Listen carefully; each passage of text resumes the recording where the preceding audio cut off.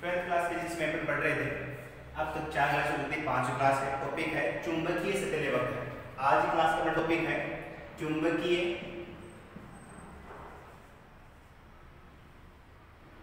सेतिल्य वक्र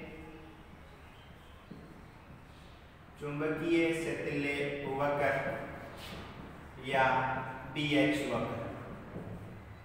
चुंबकीय सेतिल्य वक्र या BH वक्र। आज की क्लास का टॉपिक है चुंबकीय सेतिल्य वक्र या BH वक्र।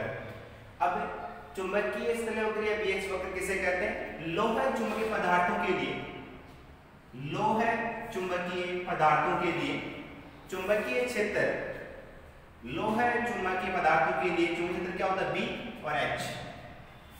लोह चुंबकीय पदार्थों के लिए B तथा H, इसका मात्रक क्या होता है? H का एम्पीयर प्रति मीटर। H आपके दिशा में है, एम्पीयर प्रति मीटर में होगा, और जो B का मान है वो भी आपका इधर है, किस में होगा? ये टेस्ला। तो लोह चुंबकीय पदार्थों के लिए चुंबकीय क्षेत्र तथा चुंबकीय तीव्रता के मध्य खींचा गया वक्र BH वक्र कहलाता है। सबसे पहले BH वक्र किसे कहते हैं? लोह चुंबकीय पदार्थों के लिए चुंबकीय क्षेत्र तथा चुंबकीय तीव्रता के मध्य खींचा गया वक्र BH वक्र कहलाता है। होता क्या है? इस BH वक्र को बनाने के लिए लोह चुंबकीय पदार्थ काम में लेते हैं, और इसमें स्टार्टिंग में क्या होता है? जो लोह चुंबकीय पदार्थ है प्रारंभ में भी चुंबकित होता है, इसको प्रणाली में रखते हैं तो क्या होता है? चुंबकीय क्षेत्र उत्पन्न होता है। इस प्रकार से कोई प्रणालिका होगी और इस प्रणालिका में लोहे की छड़ रखेंगे तो इसमें चुंबकीय क्षेत्र होगा, वो क्या होगा? B0 प्लस B1 होगा। एक तो जो प्रणालिका है, इस प्रणालिका में धारा प्रवाहित करने का चुंबकीय क्षेत्र होगा, वो है आपका B0 इज इक्वल टू म्यू0 इंटू H। दूसरा, इस लोहे की छड़ में उत्पन्न चुंबकीय क्षेत्र वो होगा म्यू0 I। तो इस प्रकार से क्या होता है? एक प्रणालिका है, इस प्रणालिका में लोहे की छड़ रखते हैं तो चुंबकीय क्षेत्र उत्पन्न होता है। उत्पन्न चुंबकीय क्षेत्र दो प्रकार का होता है, एक तो प्रणालिका का चुंबकीय क्षेत्र, दूसरा लोहे की छड़ का उत्पन्न चुंबकीय क्षेत्र। म्यू0 H प्लस म्यू0 I, म्यू0 H प्लस म्यू0 I हो जाएगा। इसके बाद में मैंने क्या बताया? BH वक्र किसे कहते हैं? लोह चुंबकीय पदार्थों के लिए चुंबकीय क्षेत्र तथा चुंबकीय तीव्रता के मध्य खींचा गया वक्र BH वक्र कहलाता है। BH वक्र बनाने के लिए अपन लोह चुंबकीय पदार्थ काम में लेते हैं। यह लोह चुंबकीय पदार्थ प्रारंभ में पूर्ण रूप से विचुंबकित होता है, इसको प्रणालिका में रखते हैं, धारा प्रवाहित कराते हैं तो चुंबकीय तीव्रता का मान बढ़ने पर चुंबकीय क्षेत्र का मान भी बढ़ता है, जिसे ग्राफ में OA रेखा से प्रदर्शित किया गया है। OA रेखा से प्रदर्शित किया गया है। इस बिंदु A के पश्चात, ये जो बिंदु A है, इस बिंदु A के पश्चात H का मान और बढ़ाने पर B का मान नहीं बढ़ता है, तो यह बिंदु चुंबकीय संतृप्ति कहलाता है। तो यह बिंदु चुंबकीय संतृप्ति कहलाता है। बात समझ में आ रही?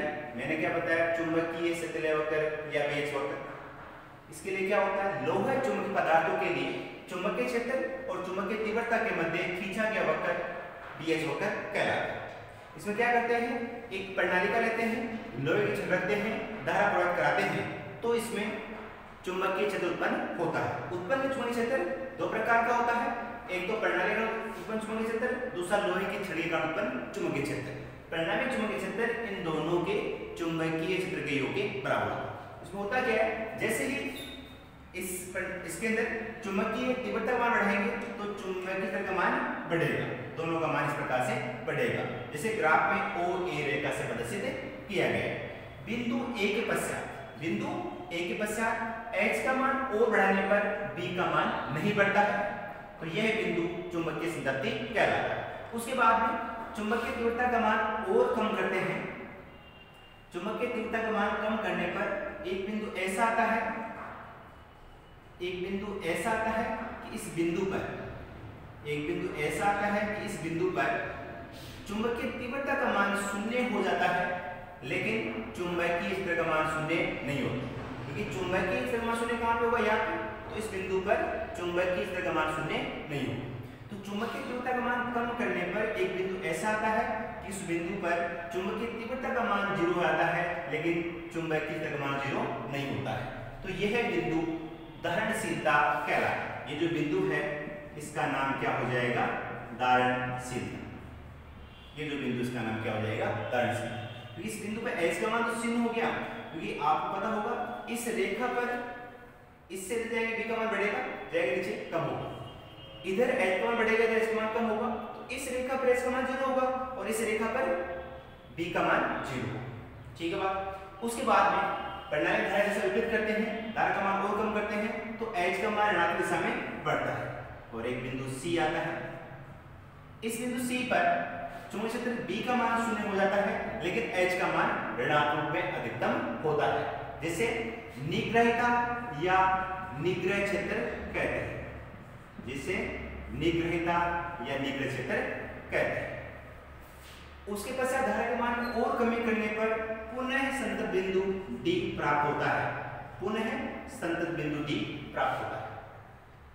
धारा के मान को और कम करेंगे तो आपको वक्र डीई प्राप्त होगा, वक्र डीई प्राप्त होगा। उसके पश्चात जो ग्राफ इस प्रकार से था, इसी को उलट देंगे तो वक्र ईए प्राप्त होगा। इस प्रकार से एक आपको लूप प्राप्त होगा, वो लूप क्या होगा, A B C D, A B C D, A B C D E A. ये जो लूप है वो कहलाया क्या, सेतिले लूप, सेतिले लूप या लूपास, या लूपास। समझ में आ गया। टॉपिक था चुंबकीय सेतिले वक्र या बीएच वक्र, चुंबकीय सेतिले वक्र या बीएच वक्र। मैंने क्या बताया स्टार्टिंग में, इस बीएच वक्र को बनाने के लिए लोहा चुंबकीय पदार्थ काम में लेते हैं। चुंबकीय सेतिले वक्र या बीएच वक्र, ये बीएच वक्र बनाने के लिए क्या काम में लेते हैं, लोहा चुंबकीय पदार्थ काम में लेते हैं। तो लोहा चुंबकीय पदार्थों के लिए चुंबकीय क्षेत्र तथा चुंबकीय तीव्रता के मध्य खींचा गया वक्र बीएच वक्र कहलाता है। सबसे पहले बीएच वक्र किसे कहते हैं, लोहा चुंबकीय पदार्थों के लिए चुंबकीय क्षेत्र तथा चुंबकीय तीव्रता के मध्य खींचा गया वक्र सेतिले वक्र या बीएच वक्र कहलाता है। अब करते क्या है, प्रारंभ में जो लोहा चुंबकीय पदार्थ लेते हैं वो पूर्ण रूप से विचुंबकित होता है, उसमें चुंबकत्व नहीं होता है। तो उस लोहा चुंबकीय पदार्थ को, लोहे की छड़ को एक प्रणालिका में रखते हैं और धारा प्रवाहित कराते हैं। तो इसमें चुंबकीय क्षेत्र उत्पन्न होता है। उत्पन्न चुंबकीय क्षेत्र दो प्रकार का होता है। पहला, इस प्रणालिका में धारा प्रवाहित करने का उत्पन्न चुंबकीय क्षेत्र V0 होगा। दूसरा, इस लोहे की छड़ का उत्पन्न चुंबकीय क्षेत्र V1 होगा। तो V0 का मान V0H होगा, V1 का मान V0I होगा। तो ये क्या होगा, इस लोहे की छड़ के कारण प्रणालिका में रखने पर उत्पन्न परिणामी चुंबकीय क्षेत्र का मान है। ठीक है बात। उसके बाद क्या करते हैं, लोहे को प्रणाली में रखा, धारा प्रयोग कराते हैं, तो चुंबकीय तीव्रता का मान बढ़ाने पर चुंबकीय क्षेत्र का मान बढ़ता है। इसे ग्राफ में OA रेखा से प्रदर्शित किया गया। बिंदु A के पश्चात, ये जो बिंदु A है, इस बिंदु A के बाद में चुंबकीय तीव्रता का मान और बढ़ाने पर चुंबकीय क्षेत्र का मान नहीं बढ़ता है, तो यह है बिंदु चुंबकीय संतृप्ति कहलाता है। इस बिंदु पर क्या होगा, H का मान तो बढ़ सकता है लेकिन B का मान नहीं बढ़ता है, ये बिंदु कहलाएगा चुंबकीय संतृप्ति। उसके बाद में चुंबकीय तीव्रता का मान कम करने पर, चुंबकीय तीव्रता का मान कम करने पर एक बिंदु ऐसा प्राप्त होगा कि इस बिंदु पर चुंबकीय तीव्रता, बिंदु B है, इस पर चुंबकीय तीव्रता का मान तो 0 हो जाएगा लेकिन चुंबकीय क्षेत्र का मान 0 नहीं होगा। तो ये जो आपका OP चुंबकीय क्षेत्र रह जाता है, इसे अवशेष चुंबकत्व या धारणशीलता कहते हैं। उसके पश्चात इस बिंदु B पे B का मान 0 नहीं है, H का मान क्या है, 0। उसके पश्चात धारा के मान में ऋणात्मक दिशा में वृद्धि करने पर एक बिंदु C प्राप्त होगा। इस बिंदु C पर चुंबकीय क्षेत्र B का मान 0 हो जाएगा लेकिन H का मान 0 नहीं होगा, H का मान ऋणात्मक में अधिकतम होता है। तो ये बिंदु निग्रहिता या निग्रह क्षेत्र कहलाता है। धारा के मान में और कमी करते हैं तो पुनः संतृप्ति बिंदु D, जैसे आपका चुंबकीय संतृप्ति बिंदु A था, उसी प्रकार का चुंबकीय संतृप्ति बिंदु D प्राप्त होगा। धारा के मान और कमी करेंगे तो वक्र DE प्राप्त होगा। और उसके साथ ये जो ग्राफ था, इसी को उलट देते हैं तो आपको लूप प्राप्त होगा A B C D E A, जिसे क्या कहते हैं अपन, सेतिले लूप या लूपास कहते हैं, सेतिले लूप या लूपास कहते हैं। ठीक है। उसमें दो बातें आई है, एक तो धारणशीलता, दूसरा निग्रहिता। धारणशीलता क्या होता है, इसमें चुंबकीय तीव्रता मान कम करने पर एक बिंदु ऐसा आता है, उस बिंदु पर चुंबकीय तीव्रता का मान शून्य हो जाता है, लेकिन चुंबकीय क्षेत्र का मान शून्य नहीं होता है, तो इसे कुछ चुंबकत्व स्थिर रह जाता है। तो ये कुछ चुंबकत्व स्थिर रहता है, OP चुंबकत्व स्थिर रहता है, ये तो कहलाता है अवशेष चुंबकत्व। और चुंबकत्व शेष रहने का गुण धारणशीलता कहलाता है। क्या कहलाता है? धारणशीलता। इसके पश्चात चुंबकीय तीव्रता का वह ऋणात्मक अधिकतम मान जिस पर चुंबकीय तीव्रता का वह ऋणात्मक अधिकतम मान जिस पर चुंबकीय क्षेत्र का मान शून्य हो जाता है, वह बिंदु निग्रहिता या निग्रह क्षेत्र कहलाता है। बोर्ड एग्जाम में धारणशीलता और निग्रह की व्यवस्था अलग से भी पूछ सकता है, एक साथ में इसका वर्णन भी पूछ सकता है। इस प्रकार से टॉपिक था आपका चुंबकीय क्षेत्र वक्र या BH वक्र। ठीक है, तो इंपोर्टेंट बात ध्यान रखेंगे आप, इसमें मोस्टली होता क्या है, B और S के मध्य ग्राफ बनाते हैं, चुंबकीय क्षेत्र और चुंबकीय तीव्रता के मध्य ग्राफ। और जैसे ही अपन क्या करेंगे, उस प्रणालिका के अंदर चुंबकीय तीव्रता का मान बढ़ाते हैं तो चुंबकीय का मान भी बढ़ता है, जैसे ग्राफ में OA से प्रदर्शित किया गया है। और बिंदु A पर क्या होगा, H का मान और बढ़ने पर चुंबकीय का मान नहीं बढ़ता है, ये बिंदु चुंबकीय संतृप्ति कहलाता है।